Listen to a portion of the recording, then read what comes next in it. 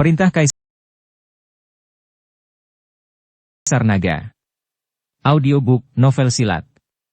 Episode 464. Melihat Vanessa keluar, Calcei mengerutkan kening dan berkata, "Jelas, mereka semua saling kenal." "Itu tidak berarti apa-apa. Kalian dua saudari menjauh dari laki-lakiku. Di negeri tanpa takdir ini, kalian dua saudari perempuan memiliki reputasi yang buruk. Jangan mempengaruhi laki-laki saya." Vanessa berkata dengan dingin. "Cercei dan Calcei, kau, laki-lakimu?" Semua orang di sekitar juga terkejut, dan tidak mengerti ketika Vanessa menjadi wanita Dev. Lebih banyak orang melihatnya dengan sikap sombong. Drama macam begini, di mana istri pertama memergoki selingkuhannya, adalah yang paling menarik. Tapi, ini adalah dunia surga dan manusia. Memiliki 3 istri dan 4 selir adalah hal yang lumrah. Tapi keempat wanita ini saling bercinta, dan itu tetap luar biasa. Oke, jangan membuat masalah, ini salah paham. Dev sedang bermain sirkus di tengah. Aku hanya ingin pamer, tetapi sekarang orang-orang malah mengolok-olokku. Sungguh memalukan. Ini adalah sekte gerbang Dao, bukan tempat untuk kalian bertengkar. Pada saat ini, seorang lelaki tua berjubah hitam longgar berjalan keluar dari kerumunan. Bukankah dia tetua dari sekte Qian? Aku tidak menyangka sekte Qian akan datang sepagi ini. Sekte Qian juga punya tempat di sini, mengelola tatanan sekte Dao. Ini akan sulit bagi Dev Chen. Tingkat ketiga alam transformasi negeri peri atau abadi, tampaknya sekte Qian akan membuat langkah besar dalam menaiki tangga surgawi kali ini. Ketika semua orang melihat lelaki tua itu keluar, mereka mulai berbicara. Dev sedikit mengerutkan kening dan menatap lelaki tua itu, "Ini masalah pribadiku. Kau pikir kau ini siapa? Mengapa kau begitu peduli?" Orang tua itu tercengang. Semua orang di sekitar juga terkejut. Brengsek, sialan, biksu tingkat 3 transformasi alam abadi negeri peri, apakah Dev berani memperlakukannya dengan arogan? Penguasa istana ke-10 mengerutkan kening dalam persembunyian, dan ekspresinya menjadi serius. Dia mengenal lelaki tua ini, penatua dari sekte Qian, dan sekte Qian sulit untuk dihadapi. Qian tua di istana ke-10 adalah salah satu tetua dari sekte Qian. Setelah memasuki istana ke-10, dia memiliki status yang sangat tinggi dengan mengandalkan teknik ramalan atau deduksi. "Bodoh, bocah, kau sedang mencari kematian." Wajah lelaki tua itu murung sesaat, dan Dev memarahinya di depan begitu banyak orang. Ini terlalu menipu. Desir. Wus. Begitu suara lelaki tua itu selesai berbicara, pedang pembunuh naga di tangan Dev sudah menebas ke arah lelaki tua itu. Karena dia akan berpura-pura, seseorang kebetulan melompat keluar untuk bekerja sama dengannya, tentu saja Dev tidak akan melepaskan kesempatan ini. Tebas saja dengan pedang. Dan tubuh lelaki tua itu dengan lembut berada di satu sisi, dan pedang pembunuh naga menebas tubuh lelaki tua itu, tanpa melukai lawannya sama sekali. Dev terkejut, "What? Seni deduksi." Awalnya dia ingin pamer, tapi dia tidak menyangka lawannya bisa mengetahui tekniknya, jadi lawan menghitung posisi pedang pembunuh naga, jadi lawan dengan mudah menghindarinya. Berpura-pura untuk menjadi hebat, tapi wajahnya malah dipukul. Nasib yang sangat buruk. "Brengsek, sungguh berani, di tempat ini, kau berani menyerangku?" Orang tua itu memelototi, dan aura di tubuhnya meledak dalam sekejap. Dev memandang lelaki tua di depannya, dan dia tidak takut dengan biksu tingkat 3 transformasi alam abadi negeri peri, tetapi jika dia benar-benar ingin pamer, dia harus dipenggal dengan satu pedang. Tapi Dev belum bisa melakukan ini. "Bodoh, tua bangka, saya baru saja menguji Anda barusan. Jika aku ingin membunuhmu, aku hanya butuh satu tebasan pedang." Dev tersenyum dingin. Pada saat yang sama, Dev berada di lautan pengetahuan dan berbicara dengan Raja Iblis Awan Merah, "Senior, jika kau mengambil alih tubuhku, bisakah kau membunuh lelaki tua di depanku dengan satu pedang?" "What, kenapa? Baru memikirkan aku sekarang? Sudah berapa lama sejak kau membiarkanku bernafas?" Raja Iblis Awan Merah menatap Dev dengan tidak puas. "Gampang. Aku bisa membunuhnya, tapi aku tidak akan membantumu." "Senior, Aku akan memberimu pekerjaan pamer ini, dan juga untuk membuatmu menikmati pujian dan perhatian semua orang. Jika kau tidak mau, lupakan saja. Meskipun aku tidak bisa membunuhnya dengan satu pedang, pasti tidak ada masalah dengan beberapa pedang. Dev berkata. Dia bermain keras untuk mendapatkannya. Tidak.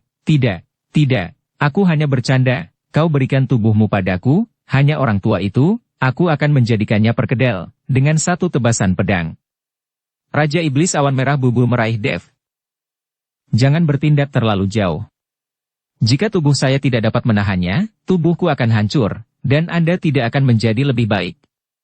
Dev takut Raja Iblis Awan Merah akan bermain, dan dia tidak bisa membawa tubuhnya. Jangan khawatir, saya memiliki rasa proporsional. Raja Iblis Merah berkata.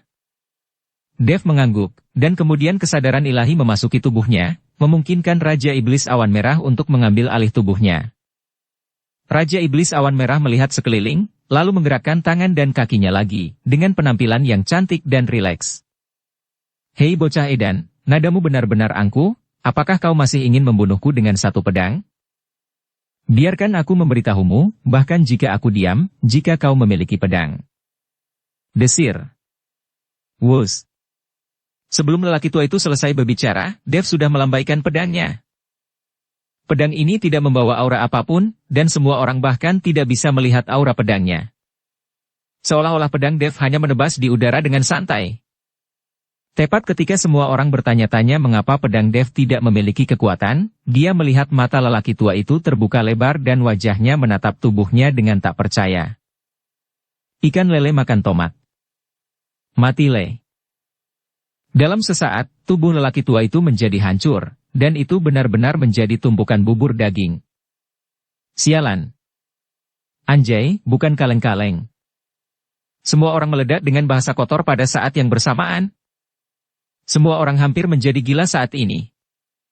Biksu peringkat 3 transformasi alam abadi negeri peri, baru saja dipenggal dengan satu tebasan pedang yang begitu ringan.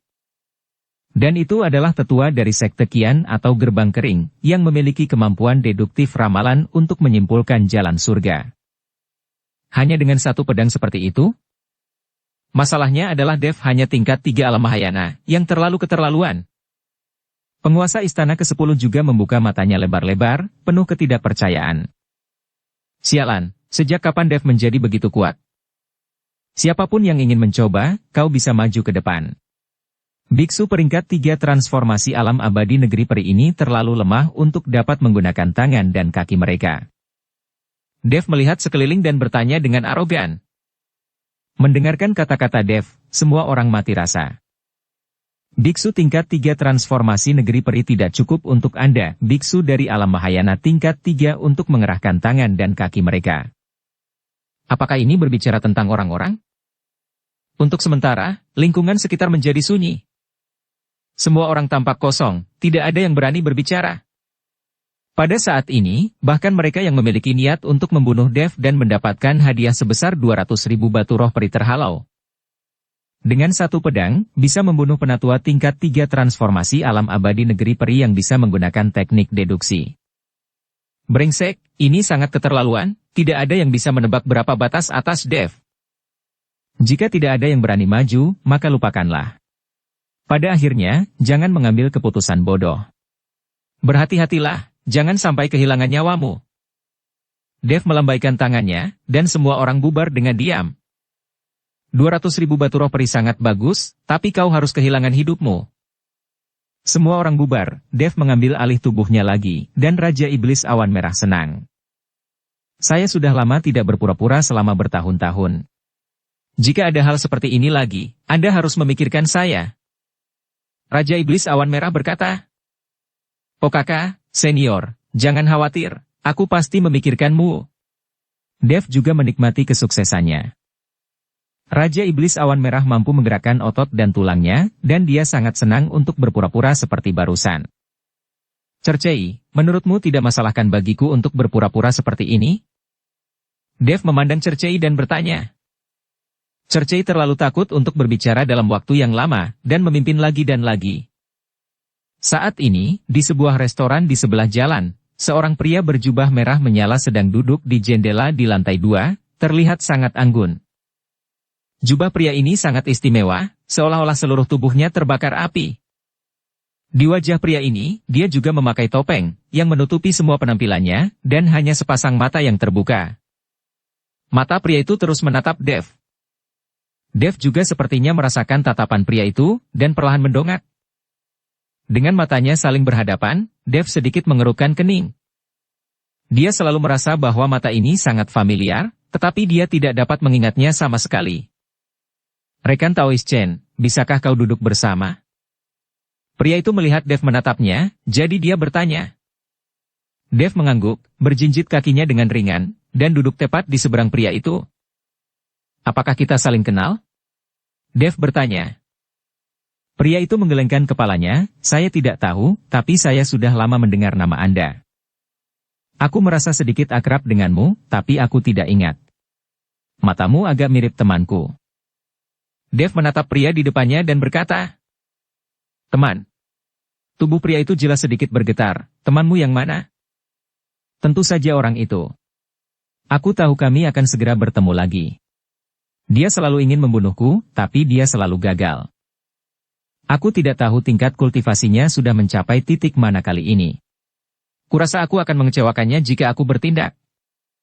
Dev tersenyum tipis. Dukung channel Novel Silat dengan subscribe, follow, like, komen dan share. Teman di mulut Dev adalah Zeke. Zeke telah mengejarnya dari dunia sekuler ke dunia surga dan manusia. Zeke tidak pernah berhasil. Dan setiap saat, Zeke tidak akan pernah menyerah, tapi tidak berani bertarung sampai mati. Faktanya, Dev tidak lagi menganggap Zeke sebagai musuh. Dev bahkan terkadang bertanya-tanya, jika Zeke mengejarnya ke alam surgawi, itu akan menjadi yang terbaik. Bakat Zeke juga sangat bagus, dan tidak sulit untuk naik ke alam surgawi. Dengan lawan seperti itu, Dev merasakan semacam keberuntungan. Temanmu pasti akan kecewa. Peringkat 3 alam Mahayana, Anda dapat membunuh biksu tingkat 3 transformasi negeri peri dengan satu pedang. Aku khawatir kamulah satu-satunya di dunia surga dan manusia ini yang mampu melakukan itu. Ada sedikit rasa iri di mata pria itu. Temanku juga cukup berbakat. Jika dia berkonsentrasi dalam berlatih, aku khawatir tingkat kultivasinya tidak akan kalah denganku. Dev tersenyum tipis, lalu bertanya. Siapakah nama rekan Taoist? Mengapa kau memakai topeng? Apakah kamu takut musuhmu akan mengenalinya? Nama saya Zari Sening. Saya hanya tidak ingin dikenali karena itulah memakai topeng. Pria itu berkata perlahan. Semacam keberuntungan. Zari Sening? Dev berbisik, lalu berkata, temanku juga bermarganing, aku tidak tahu apakah itu kebetulan. Saudara Ning termasuk dalam sekte itu? Di mana keluarga Anda? Dev bertanya. Saya hanya seorang praktisi biasa, dan saya tidak memiliki rumah atau sekte. Rekan Taoist Chen, saya rasa saya tidak cukup kuat. Apakah kamu masih ingin berbicara dengan saya? Pria itu berkata. Bagaimana mungkin? Anda, puncak 9 di alam Mahayana, sepertinya Anda akan menerobos ke transformasi negeri peri. Dengan basis kultivasi semacam itu, Anda dianggap sebagai naga di antara orang-orang di dunia surga dan manusia. Jadi bagaimana mungkin saya tidak menyukai kekuatan Anda? Saya hanya tidak tahu apa yang ingin dibicarakan saudara Ning dengan saya. Dev bertanya. Mari kita bicara tentang tangga ke langit. Biksu tingkat 3 alam Mahayana berani mendobrak tangga ke langit. Saya mendengar bahwa biksu seperti itu belum pernah muncul sebelumnya. Jadi saya ingin mengajak rekan Taoist Chen untuk menaiki tangga bersama. Saya mendengar bahwa ada banyak sumber daya dan tambang peri di lantai 6 tangga ke langit. Pria itu berkata, What, lantai 6? Dev mengerutkan kening, apakah ada yang pernah mencapai lantai 6? Bagaimana kamu tahu bahwa ada tambang peri di lantai 6? Tentu saja, beberapa orang pernah ke lantai 6, tetapi banyak dari orang yang telah mencapai lantai 6 tetap berada di tangga dan tidak akan keluar sama sekali. Bahkan jika ada orang yang keluar dari lantai 6, tidak mungkin memberitahu orang-orang di luar. Pria itu berkata, lalu bagaimana kau tahu? Dev bertanya dengan curiga. Rekan Taoist Chen, ini rahasiaku sendiri, aku tidak bisa memberitahumu. Pria itu tersenyum. Bahkan jika lantai 6 memiliki banyak sumber daya dan tambang peri, kamu dan aku tidak cukup kuat untuk mencapai lantai 6. Dev menggelengkan kepalanya. Gabriel itu hampir tidak bisa tinggal di lantai 4 untuk waktu yang singkat, dan sekarang mereka ingin pergi ke lantai 6, saya khawatir itu tidak akan semudah itu. Ketika Dev datang untuk menaiki tangga, dia hanya ingin berolahraga dan melihat apakah dia bisa mendapatkan beberapa sumber daya. Dev tidak pernah berpikir untuk naik ke alam surgawi dengan menaiki tangga ke langit. Meskipun kekuatannya saat ini jauh melampaui wilayahnya sendiri, Dev tidak akan merasa cukup kuat untuk menjadi tak terkalahkan di alam surgawi, dan dia bisa naik ke alam surgawi. Kamu dan aku bersama, sebenarnya. Ya, aku tidak ingin naik ke lantai 6, aku juga tidak ingin bekerja sama, permisi. Tanpa menunggu pria itu selesai berbicara, Dev melompat turun dari lantai atas dan pergi bersama Kelly dan yang lainnya. Melihat punggung Dev, jejak kekecewaan melintas di mata pria itu. Dia tidak setuju.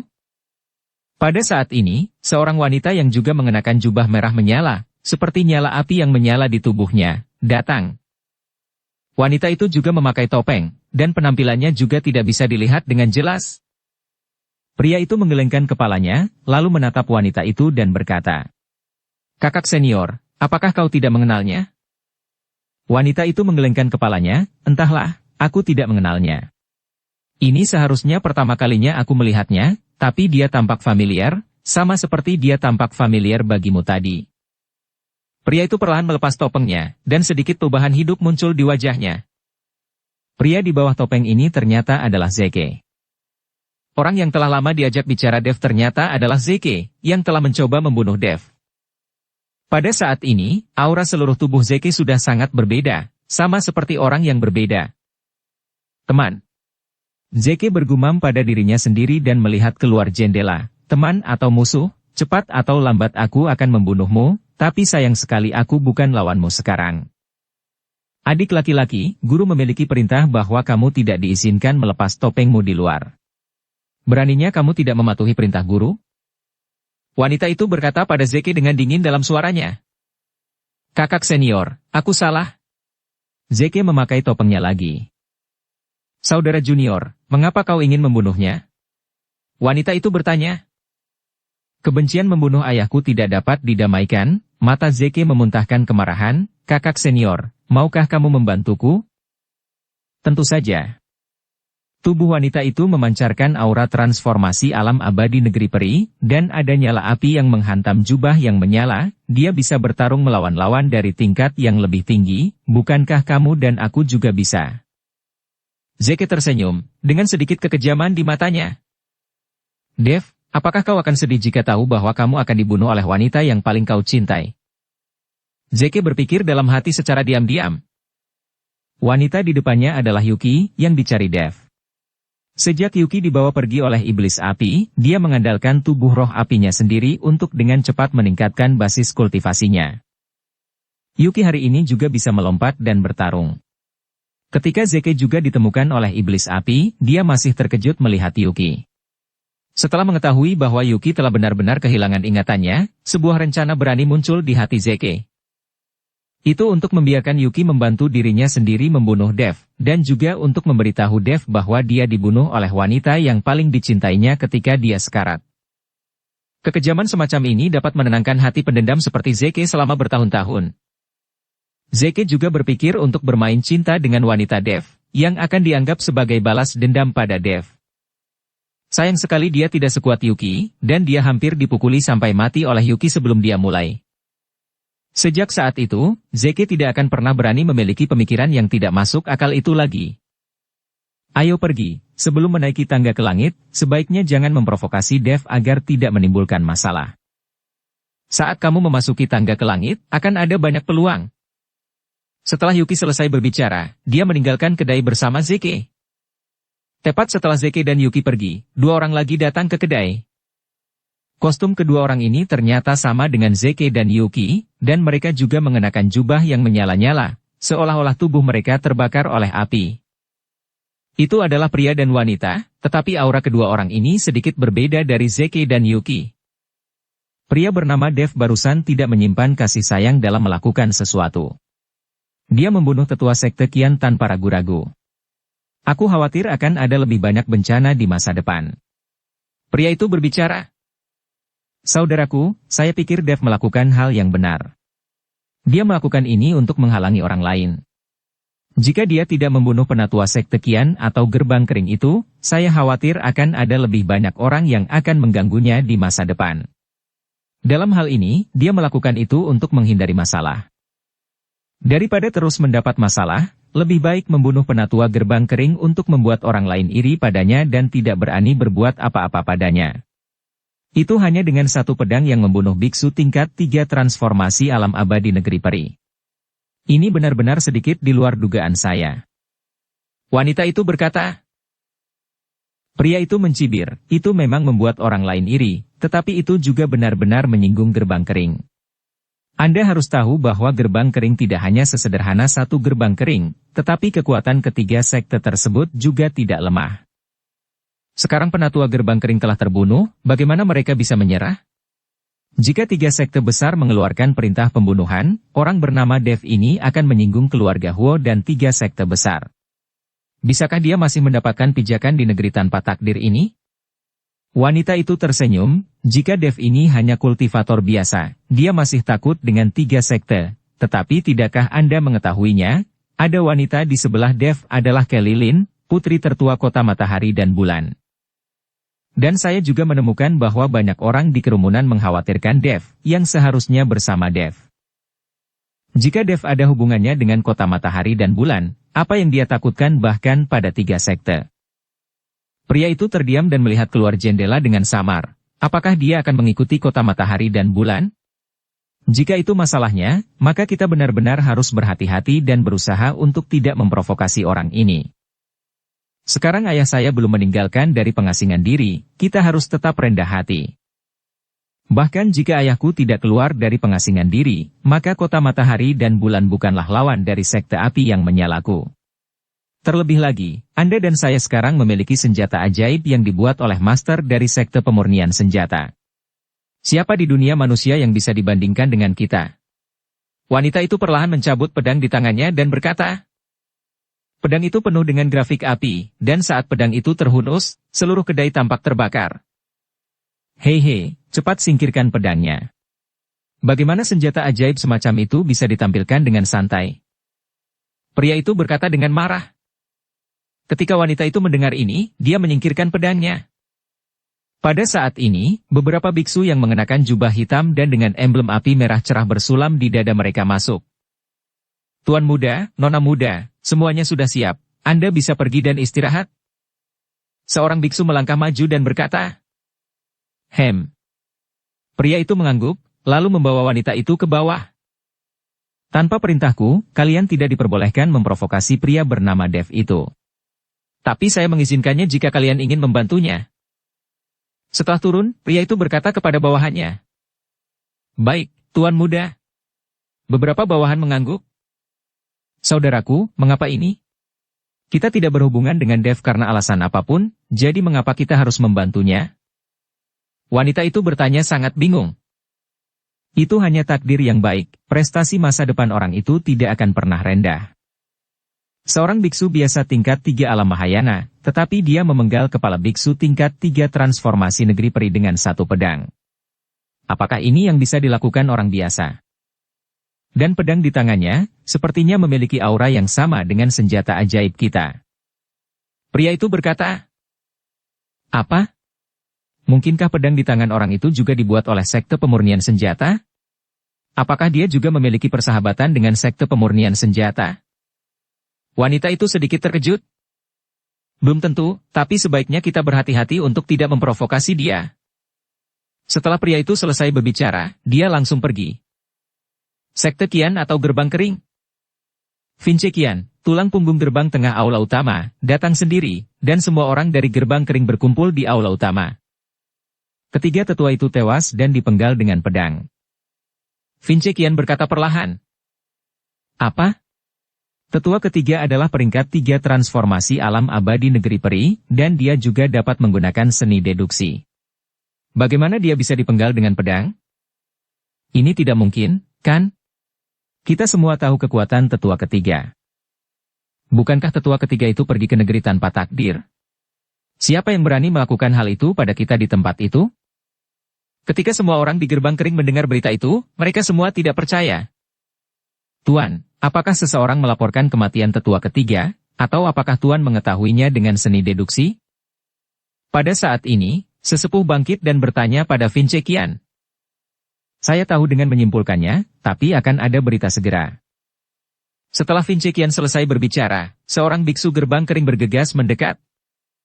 Laporan kepada Tuan, tetua ketiga dipenggal dengan pedang di gerbang Dao di negeri tanpa takdir, dan tetua ketiga langsung menjadi lumpur daging, bahkan tanpa meninggalkan mayatnya.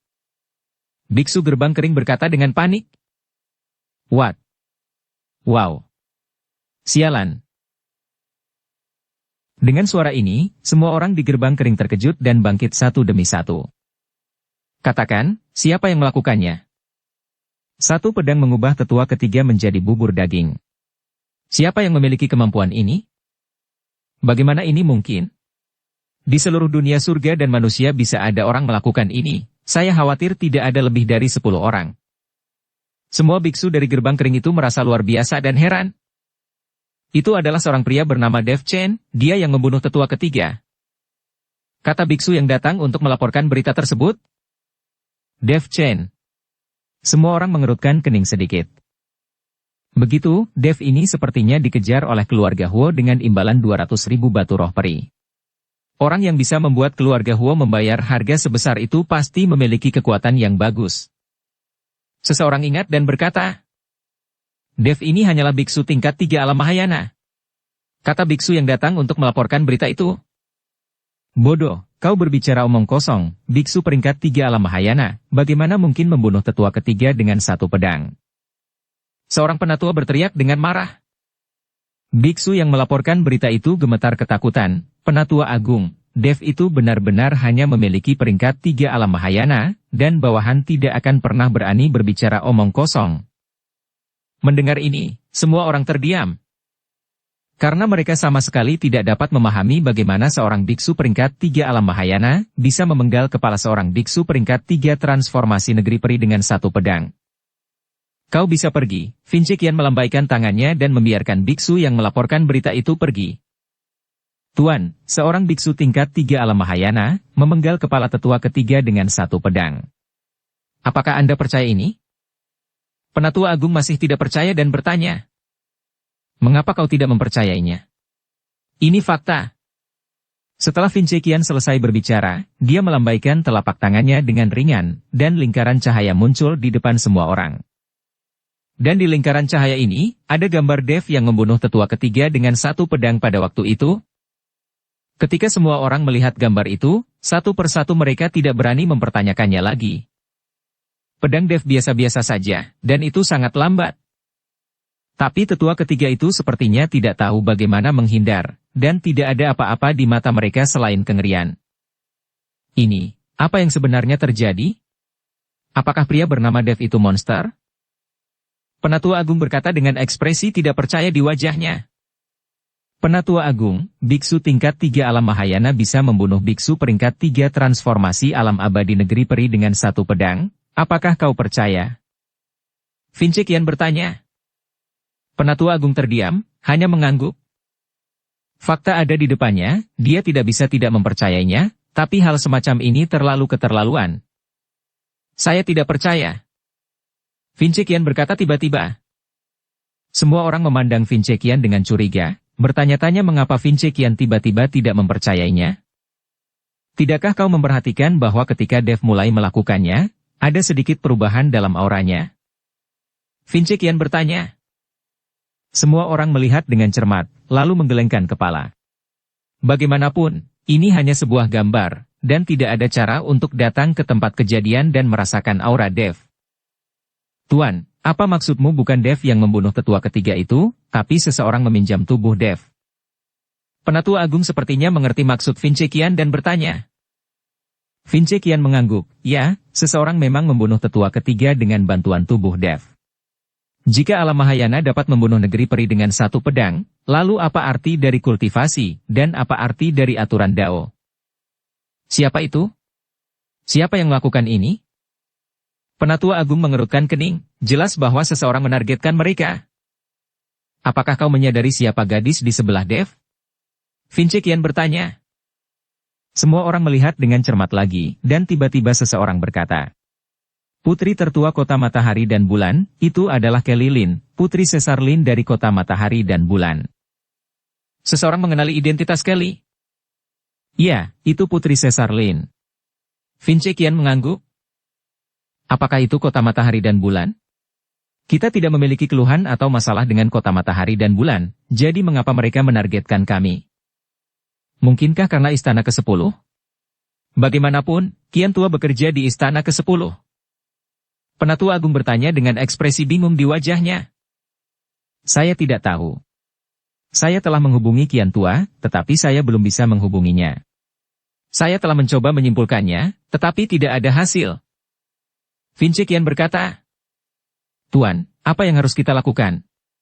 Jika itu benar-benar yang dilakukan kota matahari dan bulan, aku khawatir itu. Penatua Agung berkata dengan cemas. Bagaimanapun, gerbang kering mereka sama sekali bukan penentang kota matahari dan bulan. Itu adalah kota kekaisaran, dan ada master seperti Master Tawalis untuk membantu. Jika itu benar-benar yang dilakukan kota matahari dan bulan, kita juga harus memiliki pernyataan. Bahkan jika kita menambahkan 3 sekte besar dan istana ke-10, kita mungkin bukan lawan dari kota matahari dan bulan. Kamu juga bisa menambahkan keluarga Huo saat itu. Jangan lupa bahwa Edgar Huo dari keluarga Huo juga bekerja di istana ke-10. Beraninya keluarga Huo tidak mendengarkan Kian Tua. Mata Vince Kian berkedip-kedip keras. Segera beritahu Sekte Tang, Sekte Roh, kita akan segera berangkat ke negeri tanpa takdir. Jangan menunggu tangga ke langit datang. Dimengerti. Penatua Agung mengangguk. Tapi saat Tetua Agung hendak membuat pengaturan, seorang biksu dari Sekte Tang datang dengan tergesa-gesa. Karena hubungan antara 3 sekte, tidak ada yang menghentikan biksu Sekte Tang ini.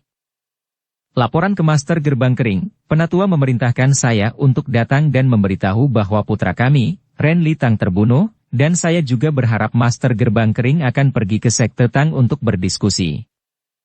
Kata biksu Sekte Tang. What?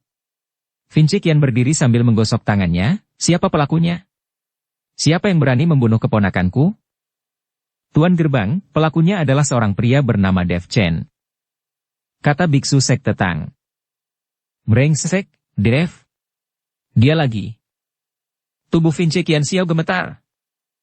Mengapa orang itu lagi? Yang jelas dia menantang 3 sekte besar kita berturut-turut, itu terlalu keterlaluan. Itu benar, orang ini terlalu berlebihan. Bahkan jika kota matahari dan bulan ada di belakangnya, apapun itu, kita tidak boleh berhenti di situ. Balas dendam untuk tetua ketiga, balas dendam untuk tuanmu datang. Balas dendam, balas dendam. Para biksu gerbang kering, semuanya marah satu persatu. Tuan, kita harus membunuh Dev itu. Bahkan jika kita berperang dengan kota matahari dan bulan, kita tidak boleh berkompromi. Kata Penatua Agung. Vince Kian mengangguk, pergi dan beritahu Sekte Roh segera, lalu pergi ke Sekte Tang bersama-sama, dan kirim seseorang ke istana ke-10 secara langsung untuk melihat apa yang terjadi dan mengapa Kian Tua tidak dapat dihubungi. Baik, Tuan. Penatua Agung mengangguk dan pergi untuk mengaturnya segera. Untuk sementara, bahkan semua master dari 3 sekte dikirim, dan kekuatan tersembunyi dari seluruh dunia surga dan manusia terguncang olehnya. Mungkin tidak terlalu luar biasa bahkan untuk mengeluarkan salah satu dari 3 sekte itu sendirian, tetapi jika Sekte Tang, Gerbang Kering, dan Sekte Roh dihubungkan bersama, maka itu tidak boleh diremehkan. Ini juga merupakan kekuatan yang sangat menakutkan. Dev menyinggung begitu banyak orang sekaligus, itu tergantung bagaimana menyelesaikannya nanti. Kota Matahari dan Bulan. Caesar Lin menatap slip giok transmisi di tangannya dengan ekspresi serius di wajahnya. Kaisar Lin, mungkinkah sesuatu terjadi di negeri tanpa takdir? Taois Walis bertanya. Guru Walis, Tuan Chen membunuh tetua Gerbang Kering dan Tuan Muda Sekte Tang di negeri tanpa takdir. Itu dapat digambarkan sebagai pusat perhatian dan pemandangan tanpa batas. Caesar Lin berkata, bukankah itu bagus? Dengan cara ini, saya khawatir tidak ada yang berani secara diam-diam memiliki ide untuk menangkap Dev. Taois Wallace tersenyum tipis. Tapi sekarang bahkan 3 sekte besar telah mengumpulkan semua master untuk pergi ke negeri tanpa takdir. Jika menambahkan keluarga Huo, kekuatan mereka tidak bisa diremehkan. Caesar Lin berkata, bahkan jika 3 sekte besar dan keluarga Huo ditambahkan, aku tidak takut, selama Dev tidak memprovokasi sekte pembakaran api dan orang-orang dari Raja 4 Neraka. Kota Matahari dan Bulan adalah kekuatan terbesar ketiga di dunia surga dan manusia, keluarga Huo dan 3 sekte besar tidak bisa disebut apa-apa. Taois Wallace berkata dengan tenang. Itu benar. Karena 3 sekte besar dan keluarga Huo ingin bermain, biarkan kota matahari dan bulanku bermain dengan mereka. Setelah Caesar Lin selesai berbicara, dia berteriak, masuk. Yang mulia, seseorang tiba-tiba langsung masuk. Pergi dan kumpulkan semua biksu di atas alam Mahayana Puncak 9, dan ikuti aku ke negeri-negeri tanpa takdir. Caesar Lin berkata, siap, laksanakan. Segera. Semua master di kota matahari dan bulan berkumpul, dan di bawah kepemimpinan Caesar Lin dan Taois Wallace, mereka langsung pergi ke negeri tanpa ilusi. Meskipun tangga ke langit belum muncul, Caesar Lin sudah tidak sabar, dia harus memastikan keselamatan Dev. Untuk sementara, negeri tanpa takdir menjadi bergejolak, dan jumlah biksu meningkat tajam, dan mereka semua adalah master di dunia tersembunyi. Keluarga Huo, sebagai tuan di negeri tanpa takdir, juga mulai berhati-hati. Apakah kau sudah mengetahuinya? Mengapa tahun ini begitu banyak orang tiba-tiba datang? Entah dari mana mereka? Eugene Huo, patriark keluarga Huo, bertanya. Setiap kali tangga ke langit muncul, tidak akan ada begitu banyak biksu, apalagi sekarang tangga ke langit belum muncul, masih belum diketahui apakah itu 100% muncul di negeri tanpa takdir. Tapi sekarang sejumlah besar biksu telah bergegas, yang membuat Eugene Huo sedikit khawatir. Patriark, Dev itu telah membunuh tetua ketiga gerbang kering, dan juga membunuh tua muda Tang, putra sekte Tang. Dia benar-benar menyinggung 3 sekte besar, jadi 3 sekte besar mengumpulkan semua master untuk datang ke negeri tanpa takdir dan membalas dendam pada Dev. Kepala pelayan Lu berbisik. What? Sialan, Dev ini terlalu berani, tidakkah dia takut?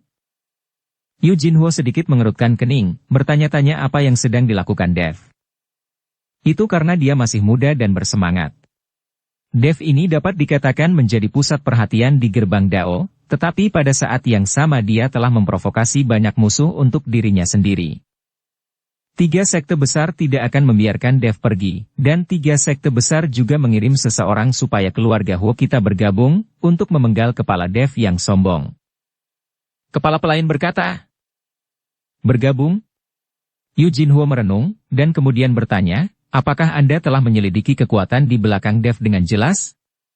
Jika tidak, bagaimana mungkin seorang pembudidaya biasa seperti dia berani bersikap begitu sombong? Kami sudah melakukan penyelidikannya dengan jelas. Dev ini ada hubungannya dengan kota matahari dan bulan milik Caesar Lin. Kali ini dia datang bersama putri kota matahari dan bulan. Agaknya, Dev dan putri kota matahari dan bulan adalah sepasang kekasih. Kepala pelayan Lu berkata, brengsek, tidak heran, jika dia tidak ada hubungannya dengan kota matahari dan bulan, anak itu sendiri tidak akan pernah berani menjadi begitu sombong. Ternyata kota matahari dan bulan ada di belakangnya. Eugene Huo mengangguk dan bertanya lagi. Apakah kekuatan lain juga ada di sini?